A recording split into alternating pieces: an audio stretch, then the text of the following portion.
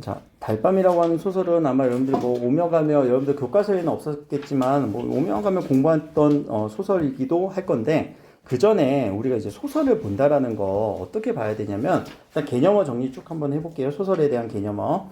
자, 소설의 3요소 몰라도 돼 사실. 근데 소설의 3요소 하면은 주제, 구성, 문체라고 표현을 해요. 근데 소설을 생각해보자. 자, 소설의 주제를 모의고사에서 물어보기란 상당히 어렵다? 왜 그럴까?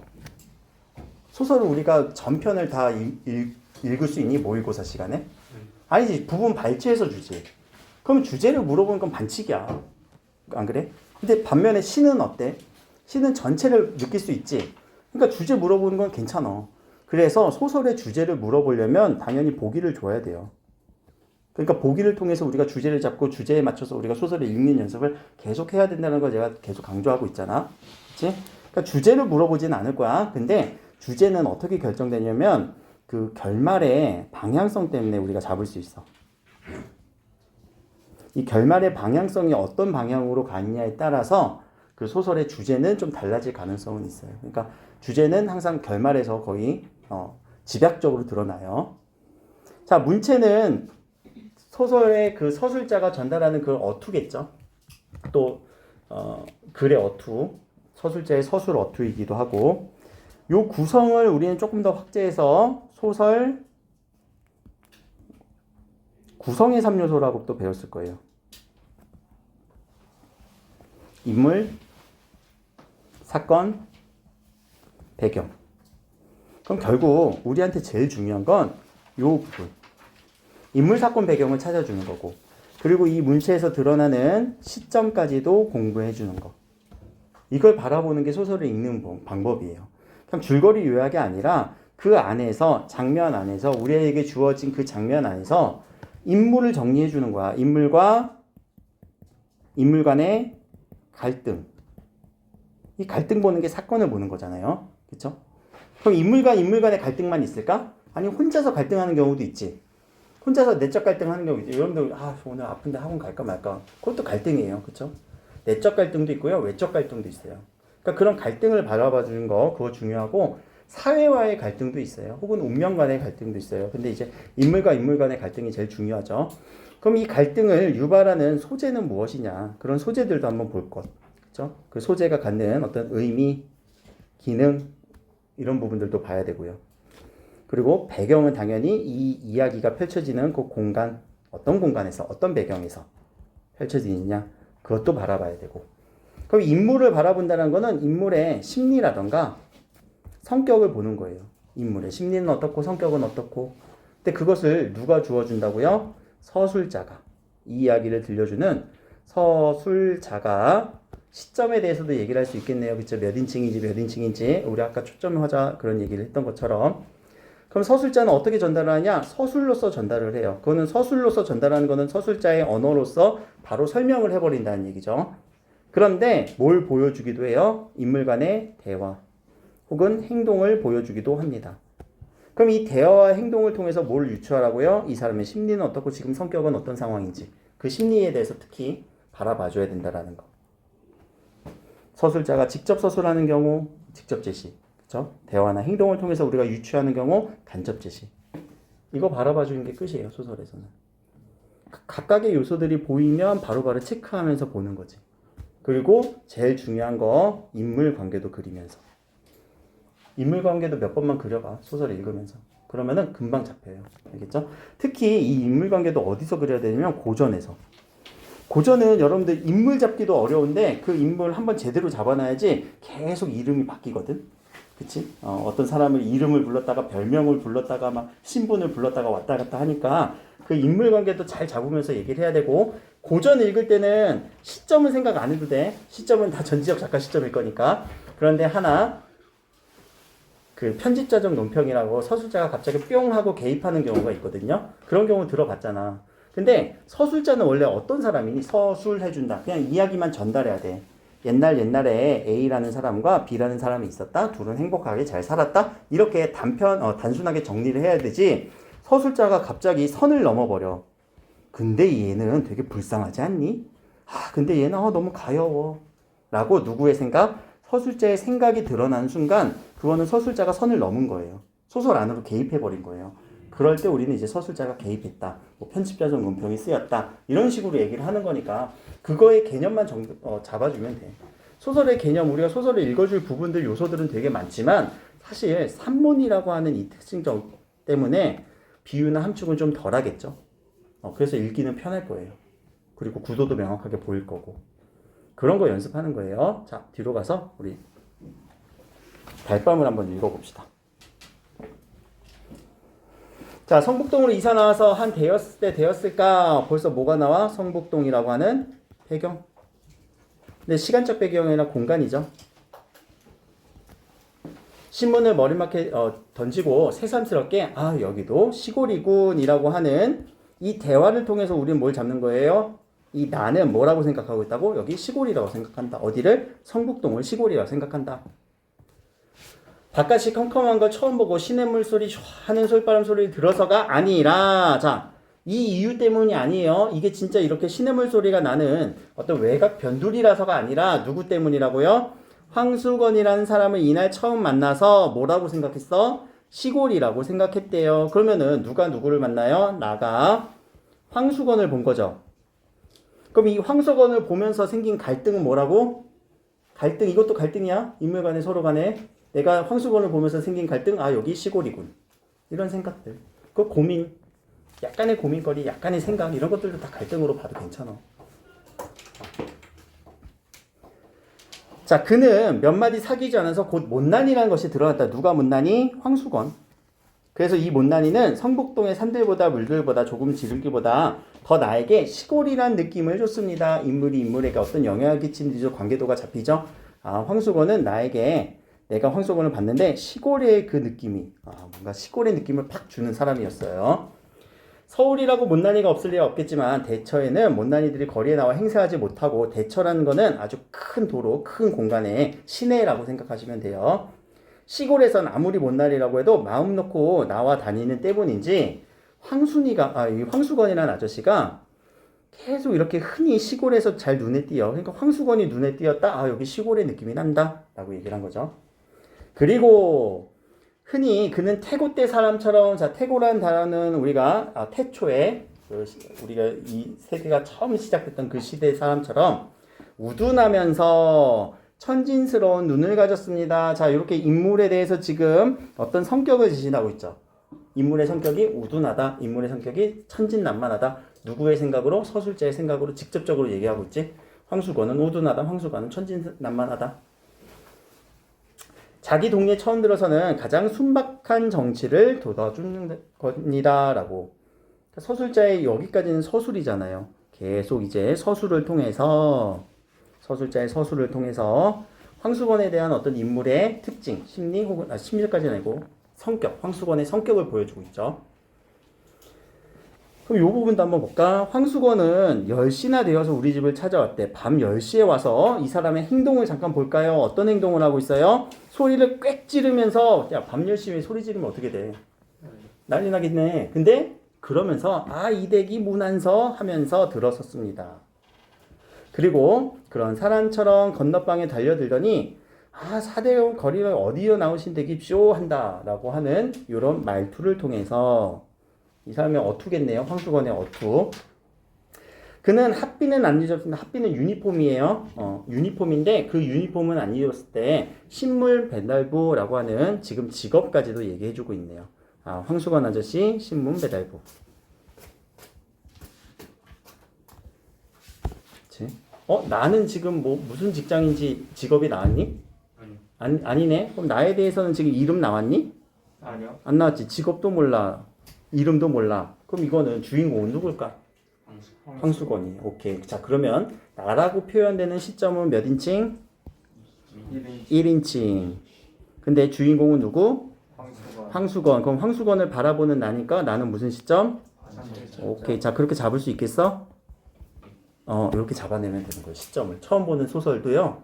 여러분이 조금만 읽으려고 노력을 하시면은 금방 잡혀요.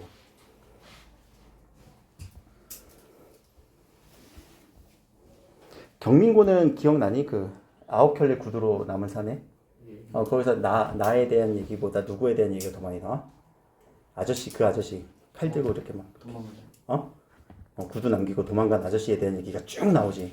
그치, 뭐 자녀는 뭐 태어났고 어디 뭐 산부인과에서 누굴 낳고, 그것도 관찰자 시점이죠. 그런 식으로 잡는 거야. 내 이야기가 별로 안 나와. 주인공 시점이 아니라 관찰자 시점, 그렇게 잡으면 돼요. 자, 신문이요. 자, 여기부터 이제 대화가 이어지고 있어요. 자, 대화를 읽을 때 기본적인 패턴은 설마 그러겠니? 자, 여기서 글로써 신문이요 얘기하고 나서 아무런 서술자의 개입 없이 서술자가 서술해주지 않고 그 다음에 대화는 서로 말이 주거니 받거니 하는 거겠지. 그치? 글로써 신문이요. 그럼 이건 내가 얘기한 거고, 그걸 사흘이나 걸렸습니다. 이거 황수건이 얘기한 거겠죠. 이걸 왜 얘기하냐면요, 이 중간에 만약에 서술자의 서술이 들어가 버리면은 이 말은 내가 말하고 나서 서술자의 서술이 나와서 또 내가 얘기할 가능성도 있어요. 그러니까 대화를 우리가 처리할 때 여러분들이 그냥 읽는 게 아니라 이거 누가 얘기한 건지 분명하게 잡으면서 정리하면서 읽어줘야 돼요.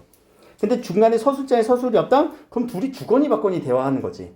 근데 중간에 서술자의 서술이 있으면 그 다음에 대화가 내 대화인지 아니면 다른 사람의 대화인지 꼭 정리해 주시고 읽어줘야 돼요. 알겠죠? 대화를 읽는 기본이에요. 자, 사흘이라는 건 며칠? 하루 이틀? 사흘, 나흘, 3일이에요. 하더니 신문을 방에 떠뜨리면서, 자, 황수건의 이 말을 봅시다. 자, 여기서 이제 서술자의 서술이 드러나죠. 서술자의 서술이 하더니 신문을 방에 떨어뜨리며 하고 나서 그런뎁쇼라고 하는 황수건의 말이 또 이어지는 거죠. 이렇게 대화를 잘 처리해 주라는 얘기예요. 중간에 서술이 없을 때는 인물이 바뀌면서 대화를 하는 거지만 이렇게 서술자의 서술이 들어가는 순간 한 인물이 또 얘기할 수 있는 거예요. 이해되셨어요? 자, 대화를 볼 때 그거 주의하시고요. 근데 황수건이 한 이 말을 통해서 황수건의 성격을 한번 보자. 자, 이거 되게 막무가내 아니야? 집 사서 이사했잖아. 근데 뭐라고 얘기한 거야? 집이 왜 이렇게 작냐? 나쁜 놈 아니니? 그걸 통해서 우리는 뭘 잡는 거야? 인물의 성격. 근데 우리 황수건의 성격을 참 잡을 때 왜 이렇게 좀 막무가내지? 좀 이렇게 무례하지? 이런 성격은 좀 잡히겠죠? 그치? 근데 그렇게 원래부터 얘기하려는 사람은 아니고 아까 뭐라고 했어? 못난이라고 얘기했잖아. 그러니까 생각을 좀 못하는 사람. 약간 우둔한 사람, 약간 바보 같은 사람인 거예요. 당황스러워서, 이 당황스럽다는 건 누구의 감정? 나의 감정이죠. 서술자의 서술, 인물의 감정을 그대로 얘기했어요. 그러니까 특정 인물의 시각에서 이것도 표현한 거 맞네. 1인칭이니까. 1인칭 특정 인물의 시각에서 표현한 거 맞아요. 자, 그의 생김을 내다보니, 자, 여기 서술을 한번 봅시다. 서술자의 서술인데, 뭐 하고 있어요? 사람의 외양 묘사를 해주고 있죠. 이 부분이 이제 묘사죠. 두드러기도 있고요. 빡빡 깎은 머리고요. 머리도 골이 크다라는 건 골이 크다, 뼈가 크다는 거야. 머리가 크다라는 얘기야. 정감 가네. 이거는 이제 묘사 부분이 드러나네요. 이 묘사를 통해서 못난이구나 이런 느낌 잡으라고. 그러면서 짱구 대가리입니다까지. 여기까지. 짱구라는 머리가 어떻게 된 거니? 짱구는 뭐냐 머리 보면은. 머리가 뒤에 동그랗게 나오는 거 있지. 이렇게 앞장구, 뒷장구 이렇게. 나는 여기 절벽이거든. 뒤에 만져보면은 여기 뒤에 동그란 사람. 이렇게 뭔가 평평한 게 아니라 이렇게 동그란 사람을 짱구라고 얘기를 해요. 자, 그렇소. 아무튼 집 찾느라 수고했소. 이제 가라는 얘기인 것 같은데, 그치? 근데 희죽거리며 뭘 인정, 이거 제 일인데요 하면서 물러서지 않고 눈치가 없나 봐. 계속 방을 살피면서 안녕하세요, 저는 황수건입니다 라고 자신에 대한 이름을 얘기하네요. 그러니까 내 성명을 또 이야기할 수밖에 없네. 근데 이름을 또 얘기를 안 했죠. 내 이름은 뭔지도 얘기 안 했어요. 그러니까 결국 이거는 관찰자 시점이구나 라는 거 확실하게 잡아주시고, 갑자기 또 싱글벙글하면서 개가 없네요 라고 하면서 아직 없소. 개 그거 두지 마세요. 왜 그래요? 그 개는요 두지 말아야 돼요. 다짜고짜 이런 얘기를 하냐 황수건은. 그치? 왜 그렇소? 라고 했는데, 자, 여기서의 나의 심리. 이거 재밌는 말이다 하고 생각을 했다는 거죠. 그럼 여기서의 이 서술은 점점점 이 나가 누구에게 대한, 황수건에 대한 어떤 감정일까? 좋은 감정일까? 아니면 나쁜 감정일까? 좋은 감정이겠지. 귀찮으면 이런 생각하니? 지금 빨리 갔으면 좋겠다 이런 생각을 하겠지.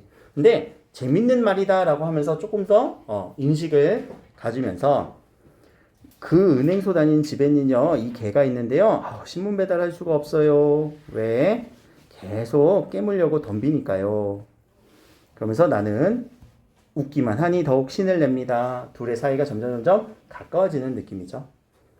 자, 걔 그저 한번 양떡을 먹여줘야 될 텐데, 이 양떡은요, 서양의 떡을 얘기해요. 빵 얘기하는 겁니다. 이 소설이 30년대 소설이에요. 달밤은요, 1920, 30년대 소설로서 그 당시가 우리 일제강점기를 갖고 있는 그 시기의 소설이다라는 걸 미리 좀 정리해 주시고, 자, 넘어갑시다. 자, 중략이잖아요. 이 중략 이후에 그러면 어떻게 내용이 정리되는지, 그리고 여러분 저번에 제가 소설 읽을 때 줄거리에서 이 부분이 어디에 해당하는지 줄쳐보라고 얘기를 했잖아요. 이 중략 이후에 이 부분은요, 끝에 보면 이렇게 끝나는 결말 부분이에요. 결말 부분이에요. 자, 앞에 처음에 나왔던 성북동이다 라고 하는 거는 소설의 발단 부분. 그래서 이 소설이 중간이 다 생략됐어, 지금. 아예 처음과 아예 중간만, 아예 끝만 나왔어요. 자, 그래, 삼산학교에 다시 들기만 기다리고 있어 라고 물으니 그는 돈만 있으면 그때 그는 황수건 아저씨겠죠. 그래서 미천만 있으면 장사를 할 거예요 라고 얘기를 했네요. 무슨 장사 할 건데, 방학이 되면 참외 장사도 할 거예요. 군밤 장사도 할 거고요. 이런 장사도 할 겁니다. 그러면 그 삼산학교 학생들이 저를 아주 좋게 생각해요 라고 얘기를 해. 그럴 때, 자, 뭘 줬대요? 돈 3원을 줬대요. 자, 1920년도, 30년도에 3원은요, 뭐 단순 계산을 하면 한 15만 원 정도? 근데 그걸 준 거야. 빌려준 것도 아니야. 그냥 줬어. 그럼 이 돈 3원이 갖는 의미는 무슨 의미가 있을까? 소재의 의미. 누구에 대한 누구의 호의? 황수건에 대한 나의 호의. 그치, 나의 호의, 좋은 감정에 대한 압축된 소재라고 보면 되겠죠. 그의 말대로 삼산학교에 가서 참외 장사라도 해보았습니다. 그리고 돈 남지 못하면 돌려주지 않아도 좋다라고 하는 이런 말을 통해서 황수건 되게 위안해주고 있구나, 걱정해주고 있구나 라는 거. 자, 그리고 이튿날 선생님 잡수시라고 뭘 갖다 줘요? 참외 3개 갖다 줬네요. 한참 뒤에 지났습니다. 여기가 이제 장면이 끊기는 부분. 왜? 시간적 배경이 완전히 끊어졌죠. 여름 동안 그는 우리 집에 오지 않았습니다 라는 거. 자, 이럴 때 장면을 좀 끊어주세요. 그리고 들으니 참외 장사를 해보긴 했는데 장마가 들어서 망했어. 그리고 안에도 달아났어. 그런데 동서가 못 견디게 굴어서 그렇게 하고 달아났습니다. 자, 여기서 요약적으로 우리한테 주고 있는데 황수건 아저씨가 어떻게 됐니? 뭔가 불행한 지금 사건들을 던져주고 있죠. 장사도 망했어요. 와이프도 도망갔어요. 그런데 또 요 며칠 전이다. 이렇게 또 끊어주세요. 어떤 내용들이 시간적 배경, 공간적 배경 혹은 서술의 느낌이 달라질 때 며칠 전에 누가 왔어? 달포 만에 황수건 아저씨가 왔습니다. 달포 정도 된 거는 한 달 보름 정도 우리 집에 왔습니다. 뭘 가져왔어요? 포도를 들고 왔네요. 그럼 이 포도는 누가 누구에 대한 어떤 마음? 황수건 아저씨가 나에 대한 고마움을 표현하는 그런 소재겠죠. 그러니까 이런 소재들을 보라는 얘기예요. 누가 뭐 이렇게 주고 받고 하는 거. 그러면서 선생님 드세요 라고 했는데 갑자기 뒤에 누가 와요? 웬 사람 하나가 오더니 수건에 멱살을 움켜쥐고 새하얗게 질리면서 끌려 나갔습니다. 알고 보니까 포도를 사온 게 아니라 훔쳐왔습니다. 그래서 그렇게 포도값을 물어주기도 하고 수건이는 보이지도 않았습니다. 그 5송의 포도를 보면서 아껴 먹었고요. 이렇게 먹었습니다. 어제다. 또 시간적 공간 끊기죠. 여기가 이제 결말이거든요. 결말이 상당히 짧아요.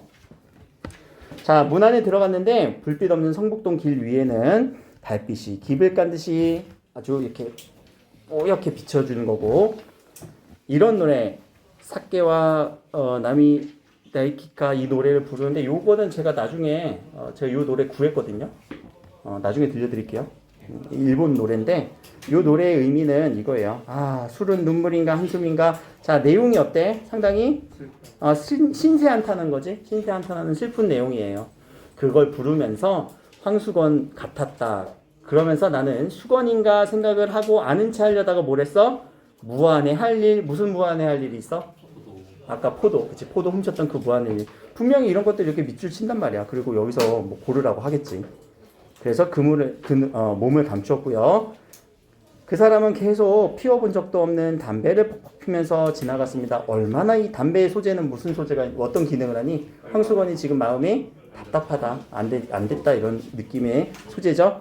자, 마지막 달밤은, 제목 달밤은 그에게도 유감한 듯하였다. 뭔가 감정이 있는 것처럼. 자, 마지막 장면, 황수건이라고 하는 뭔가 못난 일을 어떻게 바라보고 있어? 불쌍하게 연민의 감정으로 바라보고 있죠. 그래서 이 소설이요, 이 당시 조선 현실에서 이 황수건은요, 우리 조선의 대부분의 우리 민족을 의미하거든요. 그 불쌍한 사람들에 대한 어떤 연민의 시선을 보내자라고 하는 그런 주제로 잡힐 수가 있어요. 여기까지. 자, 소설 읽는 거 별로 안 어렵지? 하나하나 읽는 게 아니라 거기서 우리가 나올 수 있는 개념들 잡는 거예요.